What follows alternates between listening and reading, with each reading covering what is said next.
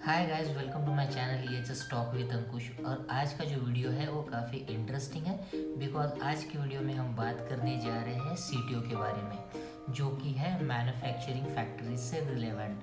तो जो safety professional manufacturing industries में काम करते होंगे उनको पता है कि सीटीओ और सीटीई क्या होता है। सीटीई मतलब consent to establish and CTO मतलब कंसेंट टू ऑपरेट।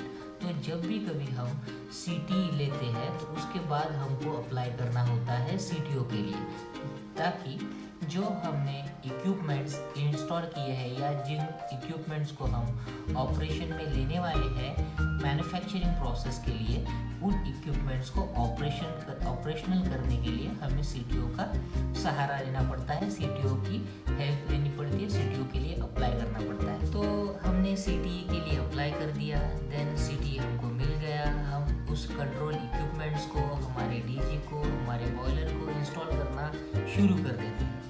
इंस्टॉल करने के बाद उन कंट्रोल इक्विपमेंट्स को ऑपरेशनल करने के लिए, उस प्रोसेस को ऑपरेशनल करने के लिए हमें पोल्यूशन कंट्रोल बोर्ड से परमिशन लेनी होती है, जिसको ही हम सीटीओ कहते हैं। जब तक हमारा सीटीओ पोल्यूशन कंट्रोल बोर्ड से अप्रूवल नहीं होता है तब तक हम उस प्रोसेस को, हम इक्विपमेंट्स को, हम हमारे इंस्टॉलेशन को ऑपरेशन में बिल्कुल नहीं ले सकते।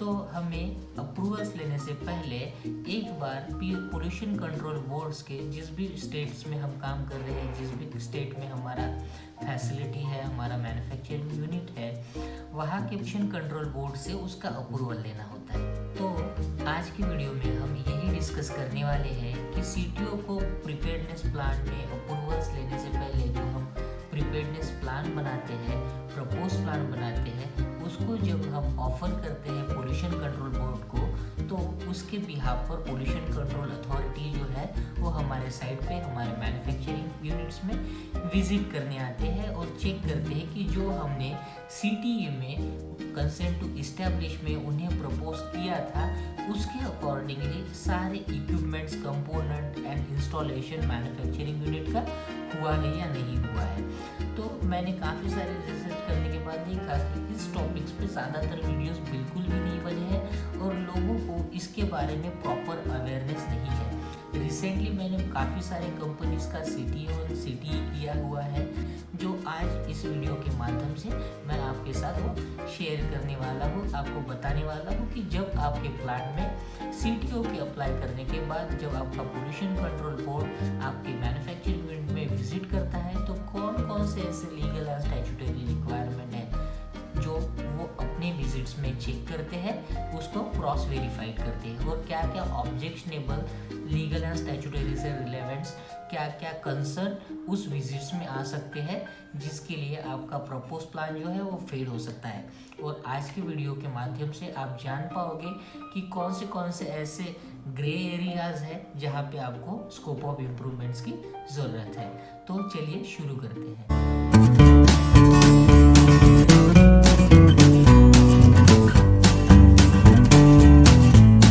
फर्स्ट पॉइंट जो कि काफ़ी ज़्यादा क्रूशियल है वो है वाटर बैलेंसिंग। तो जब हम प्रपोज करते हैं सीटीई के लिए, उसी समय हम वाटर बैलेंसिंग करते हैं कि इस मैन्युफैक्चरिंग प्लांट में, अपकमिंग मैन्युफैक्चरिंग प्लांट में हम कौन कौन से इक्विपमेंट्स, प्रोसेस इक्विपमेंट इंस्टॉल करने वाले हैं। प्रोसेस इक्विपमेंट के इंस्टॉलेशन और डिज़ाइनिंग के समय काफ़ी सारे चेंजेस होते हैं, बिकॉज सीटीए जो है वो हमने इनिशियल स्टेज में लिया हुआ होता है, और जबकि हम उसको ऑपरेशन में लेते हैं 1 साल बाद, 2 साल बाद। काफ़ी सारे मैन्युफैक्चरिंग प्लांट जो है वो 3-3, 4-4 साल उसके लिए लेते हैं।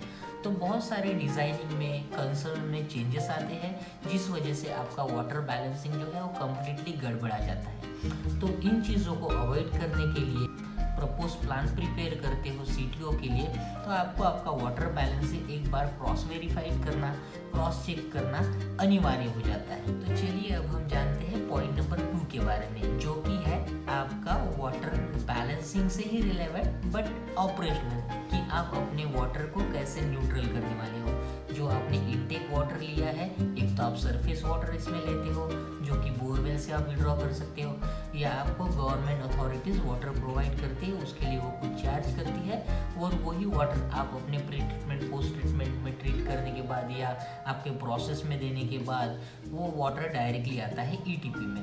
अगर आपके पास ZLD प्लांट है, ZLD मतलब ज़ीरो लिक्विड डिस्चार्ज, इस पे मैं सेपरेट वीडियो भी आपको बना के दूंगा आने वाले कुछ दिनों में। तो अगर आपके पास ETP है, RO है, आपके पास यमी है, ATMD है, तो इसको कंप्लीट प्रोसेस को कहते हैं ZLD। मतलब आप सिंगल ड्रॉप ऑफ वाटर भी जो है वो बाहर नहीं डालते हो, आप एनवायरनमेंट को पोल्यूट नहीं करते हो। अगर आपके पास सिर्फ ETP है, आपके पास RO नहीं है या यमी ATMD नहीं है, तो आपको मेंबरशिप लेना पड़ता है जो कि सेंट्रलाइज वाटर ट्रीटमेंट प्लांट होता है उनसे। अगर आप उनसे मेंबरशिप सर्टिफिकेट्स लेते हो तो आपको वो पर केल के हिसाब से कुछ चार्ज करते हैं, और आपका जो आउटलेट वाटर है वो आपके सराउंडिंग से वो अपने सेंट्रलाइज्ड ETP में ट्रीटमेंट करते हैं, उसके लिए वो आपको कुछ चार्ज करेंगे। तो इंश्योर कीजिए कि जब भी आप प्रपोज करने वाले हो पोल्यूशन कंट्रोल बोर्ड को CTO के वेरिफिकेशंस के लिए, तो आपका ETP जो है वो ऑपरेशनल होना चाहिए। तो ये मेजर पॉइंट है और इसको हमेशा कंसिडर किया जाता है, बिकॉज अगर आपका ETP, RO और MEATMD ऑपरेशनल नहीं है तो वो CTO देने के लिए आपको डिनाई कर देंगे या सजेशंस देंगे या रिमार्क देंगे। अगर CTO की विजिट में कुछ रिमार्क्स आते हैं, कुछ सजेशंस आते हैं, तो उस पॉइंट की सिवियरिटी देखकर उसके हिसाब से उसकी टाइमलाइन डिफाइंड होती है पोल्यूशन के मेंबर्स द्वारा, जो कि मैक्सिमम 15 डेज तक या लेस देन 7 डेज तक होती है। तो पॉइंट नंबर 3 जो कि काफ़ी ज़्यादा इम्पोर्टेंट है और काफ़ी सारे ऑर्गेनाइजेशन इस पॉइंट पे गलतियाँ कर देते हैं, जैसे कि आपके जो भी ETP है, यमी है, RO है, वो सिस्टम्स का ऑपरेशनल होना ज़रूरी है। उसके अलावा उसका मीटर रीडिंग्स लेना, उसके इनलेट के आउटलेट के वाटर पैरामीटर्स को मेज़र करना, अगर ब्रेकडाउन है या कुछ माइनर ट्रबल आ गया तो उसके नोट में उसका एंट्री करना, और स्पेलिंग मिस्टेक्स या करेक्शन से बचना, ये पॉइंट्स बहुत ज़्यादा ज़रूरी है। आपका जो लॉग बुक है जहाँ पर आप वाटर्स की एंट्री कर रहे हो, आपके केमिकल कंजम्पशंस की एंट्री कर रहे हो, आपके एनर्जी मीटर्स की रीडिंग ले रहे हो, वो नीट एंड क्लीन होना चाहिए, वो रीडेबल होना चाहिए। अब हम जानते हैं पॉइंट नंबर 4 के बारे में। तो जो भी आपके एयर पोल्यूशन कंट्रोल इक्विपमेंट्स है उन सब के लिए आपको सेपरेट मीटर लगवाना है। अगर वो सिस्टम से जुड़े हुए हैं तो ज़्यादातर लोग जो है वो स्क्रबर्स के लिए, जो वेट स्क्रबर या ड्राई स्क्रबर होते हैं जो मैन्युफैक्चरिंग इंडस्ट्रीज में इस्तेमाल किए जाते हैं, उनमें ज़्यादातर सब मीटर नहीं होता है, बिकॉज वो ऑपरेशन का एक हिस्सा है और ऑपरेशन के साथ ही वो एसोसिएटेड है।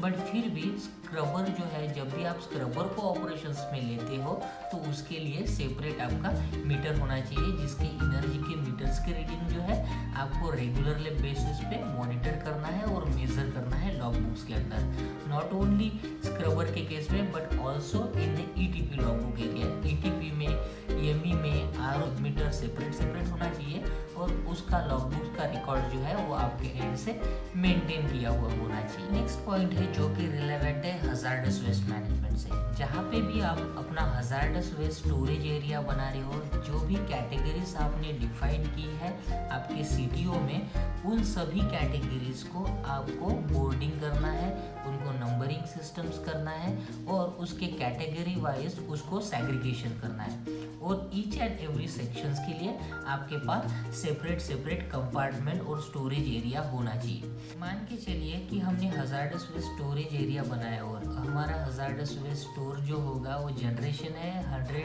Ton per month. हमारा हजार्डस वेस्ट स्टोरेज की जो कैपेसिटी है वो उससे 3 से 4 गुना ज़्यादा होना चाहिए और हमारा परमिसेबल जो पीरियड है वो है 90 डेज। मतलब 90 डेज के लिए हम हजार्डस वेस्ट को स्टोर करके रख सकते हैं।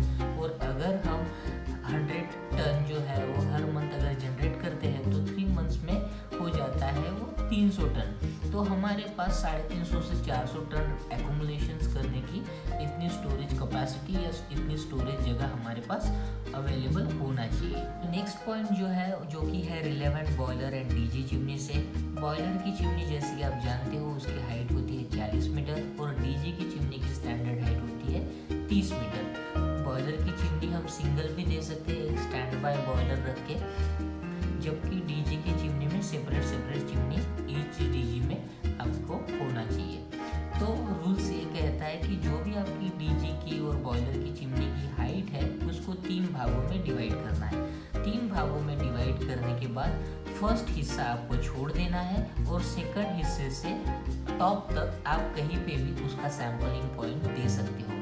तो बॉयलर के लिए और डीजी के लिए आपको सैंपलिंग पॉइंट देना, सैंपल्स विड्रॉ करने के लिए जब आप एनवायरमेंटल मॉनिटरिंग करोगे, फ्लू गैस एनालिसिस करोगे, स्टैक मॉनिटरिंग करोगे, तो उसके सैंपलिंग करने के लिए आपका सैंपलिंग पॉइंट वहाँ पर होना चाहिए। पॉइंट है स्क्रबर से रिलेवेंट। अगर आपके मैन्युफैक्चरिंग यूनिट में आपने स्क्रबर इंस्टॉल किए हुए हैं और आपको उसकी चिमनी बाहर निकालने के लिए जगह नहीं है तो आप फंस जाओगे। आप उसको हॉरिजेंटली ड्रॉप नहीं कर सकते हो, आप एनवायरनमेंट को एक्सपोज नहीं कर सकते हो, एनवायरमेंटल पोल्यूशन बिल्कुल नहीं कर सकते हो। By the law, by the pollution control board rules, by the CTO rules, आपको वो चिमनी जो है वो वर्टिकली ड्रॉप करना है और आपकी जो बिल्डिंग की हाइट है उससे 1.5 मीटर ऊपर निकालना है। और वहाँ पे भी सेम ही रूल अप्लाई होता है जो कि बॉयलर और जीजी की चिमनी में अप्लाई हुआ था। मतलब उसकी फर्स्ट हाइट छोड़ देना है